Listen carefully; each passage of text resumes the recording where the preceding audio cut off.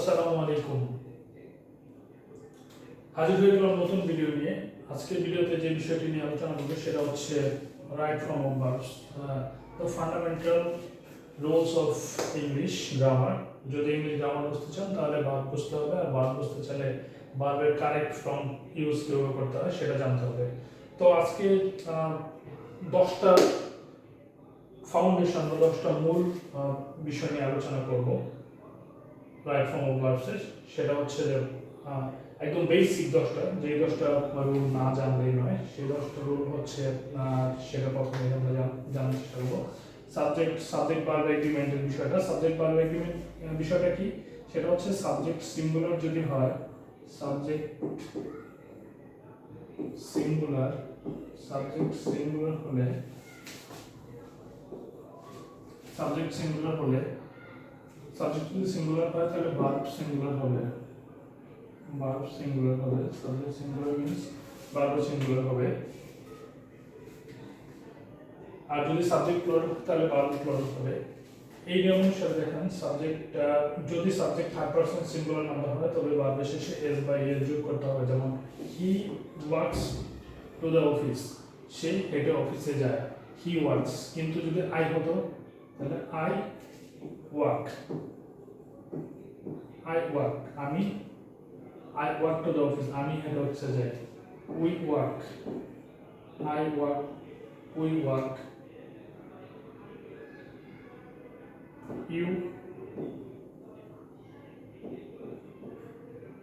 You work, you singular plural দুটোই বোঝায় এর দ্বারা, সেটাই সেটা হচ্ছে you work।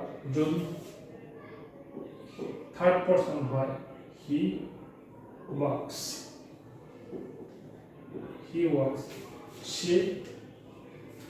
সে হাঁটে। কিন্তু যদি তারা হাঁটে বলি তাহলে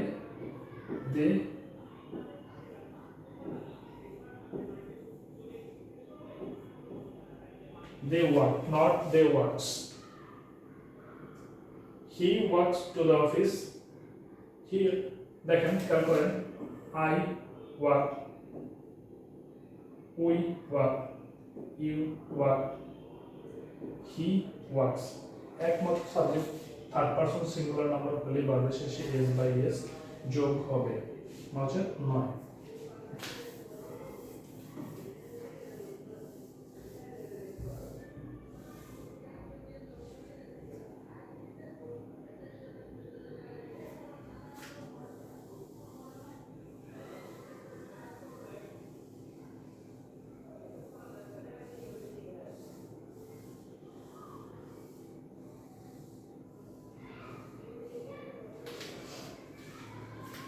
তারপর দেখেন, যদি ইউনিভার্সাল ট্রুথ কোনো কিছু বোঝায়, চিরন্তন সত্য কোনো কিছু বোঝালে, চিরন্তন সত্য যদি কোনো কিছু বোঝায়, তারপর অভ্যাসগত কর্ম বা এভেন্চুয়াল ফ্যাক্ট যদি কিছু বোঝায়, তাহলে সেটা প্রেজেন্ট ইনডিফিনিট টেন্স হবে। প্রেজেন্ট ইনডিফিনিট টেন্সের গঠন আমরা কি জানি? সাবজেক্ট প্লাস ভার্ব 1 V1, অর্থাৎ ভার্বের present form of base form. ভার্বের বেস ফর্ম সাবজেক্টের পরে ভার্বের বেস ফর্ম হয় অলওয়েজ আপনার প্রেজেন্ট ইনডিফিনিট টেন্সে। The sun rises in the east, the sun. ইংরেজির বেসিক জিনিস হচ্ছে আপনাকে সাবজেক্টটা চিনতে হবে, সাবজেক্ট সিঙ্গুলার না প্লুরাল সেটা জানতে হবে। তারপরে হচ্ছে আপনি ভার্বটা ইউজ করবেন। যে কোন সেন্টেন্স, সেটা যত বড় সেন্টেন্স হোক বা যত ছোট সেন্টেন্স হোক, বেসিক জিনিস একটাই, সাবজেক্ট ভার্ব এগ্রিমেন্ট। সাবজেক্ট যদি সিঙ্গুলার হয় ভার্ব সিঙ্গুলার, সাবজেক্ট প্লুরাল হলে ভার্ব প্লুরাল। তাহলে ice dash on water, ice কি?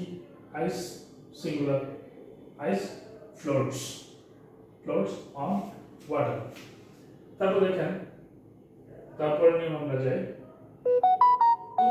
দুইটা সিঙ্গুলার সাবজেক্ট যদি এন্ড দ্বারা যুক্ত হয়, Rahim singular, Karim singular, Rahim and Karim দুটো সিঙ্গুলার মিলে প্লুরাল হয়ে যায়, তখন কিন্তু প্লুরাল ভার্ব বহন করে।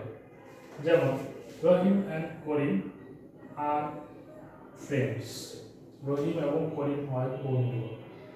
তেমনি fire and water, fire singular, water singular, কিন্তু ফায়ার এন্ড ওয়াটার যখন বলবেন তখন সেটা অবশ্যই প্লুরাল হয়ে যাবে। তাহলে প্লুরালের ক্ষেত্রে সাবজেক্ট যদি সিঙ্গুলার হতো তাহলে ভার্বের শেষে এস হতো, থার্ড পারসন সিঙ্গুলার নাম্বার হলে যেহেতু সাবজেক্ট এখানে প্লুরাল তাহলে ভার্ব প্লুরাল হবে। প্লুরাল ভার্বের শেষে আমরা জানি ডু এস বা ইএস কিছু থাকে না, প্লুরাল ভার্ব হচ্ছে ডু, তাহলে এখানে ডোটা বসবে।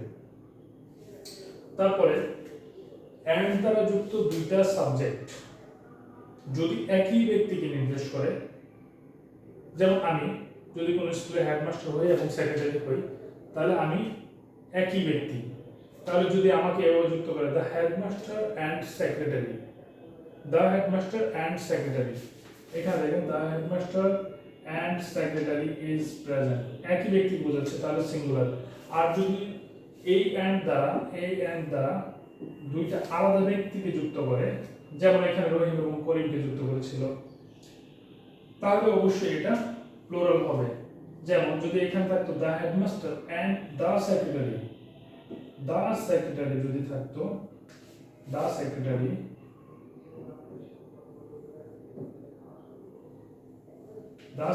যদি থাকতো তাহলে এটা কি হয়ে যেত, the headmaster and the secretary are present, তখন প্লুরাল হয়ে যেতে পারে। তো দেখেন bread and butter, bread and butter এটা একটু ডিফারেন্ট। ব্রেড এন্ড বাটার দিয়ে মূলত একটা এক্সপ্রেশন কি বোঝায়, এখানে কিন্তু প্লুরাল না, এটা সিঙ্গুলার বোঝাচ্ছে, bread and butter is my favourite food. তারপরে দেখেন যদি each, every, either, neither, everyone, someone, এইগুলো যদি থাকে তবে ভার্ব সিঙ্গুলার হবে। Each of the boys, each of the boys, এই বয়েজ দেখে লাফায় গিয়ে এখানে হ্যাভ দিয়ে না, তাহলে অ্যান্সার দেবো। যেহেতু ইচ আছে তাহলে এখানে যা কিছু থাকবে, ইচ অফ দ্য বয়েজ, বাংলাটা করেন ইচ অফ দ্য বয়েজ, ছেলেদের বা বালকদের প্রত্যেকের একটা কলম আছে, প্রত্যেকের বোঝাচ্ছে, কিন্তু ছেলেদের কলম আছে এটা বোঝাচ্ছে না, বোঝাচ্ছে ছেলেদের প্রত্যেকের, ইচ অফ দ্য বয়েজ, তাহলে every of the boys, either of the boys, হ্যাঁ, বা either of the boy, neither of the boy, যদি এরকম বোঝে তাহলে হচ্ছে অবশ্যই ইচ, এভরি, আইদার, নাইদার, এইগুলো যদি থাকে তাহলে অবশ্যই ভার্ব সিঙ্গুলার হবে। ক্লিয়ার? যেমন neither of the two sisters, neither of the, এগুলোর পরে খেয়াল করবেন, এগুলোর পরে যদি অফ থাকে তাহলে সিঙ্গুলার ভার্ব হবে, যদি অফ না থাকে তাহলে অন্য নিয়মে যাবে, either of the two sister, তাহলে কি হবে এখানে যেহেতু সিঙ্গুলার তাহলে is, neither of the two sisters is beautiful, দুই বোনের কেউই সুন্দর না। নেদার দিয়ে কি বোঝায়, দুইয়ের মধ্যে কেউই না, আইদার হচ্ছে দুইয়ের এক, বা তারপরে নিয়মে আমরা যাই, সাবজেক্ট, দুইটা সাবজেক্ট বা দুই বা ততোধিক সাবজেক্ট যদি দুইটি সাবজেক্ট যদি as well as, along with, together with, accompanied by, in addition to, এই এক্সপ্রেশনগুলো মুখস্থ করে ফেলেন, as well as, along with, together with, accompanied by, in addition to, যদি এইগুলো থাকে তাহলে হচ্ছে প্রথম সাবজেক্ট অনুযায়ী ভার্ব নির্ধারিত হবে। He along with his friends is coming, এখানে কিন্তু এই ফ্রেন্ডস আছে দেখে এখানে প্লুরাল ভার্ব বসায় দিয়ে না, তাহলে অ্যানসার ভুল হবে, যেহেতু হি আছে তাই ভার্ব সিঙ্গুলার হবে। ক্লিয়ার?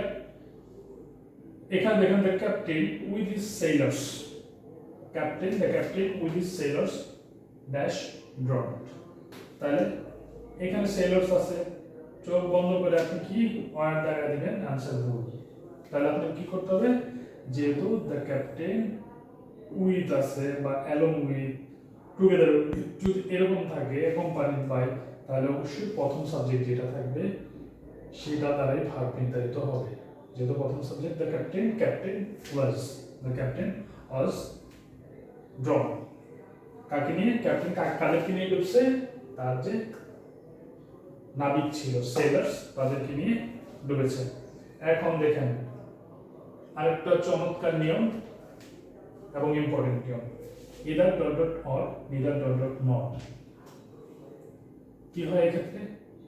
এই ক্ষেত্রে নরমালি কাছাকাছি যে সাবজেক্টটা থাকে অর্থাৎ ভার্বের কাছে যে সাবজেক্ট অর্থাৎ দ্বিতীয় সাবজেক্ট সহজভাবে যদি বলেন neither I nor he is responsible, আমি এবং সে কেউই দায়ী না, আমি বা সে কেউই দায়ী না।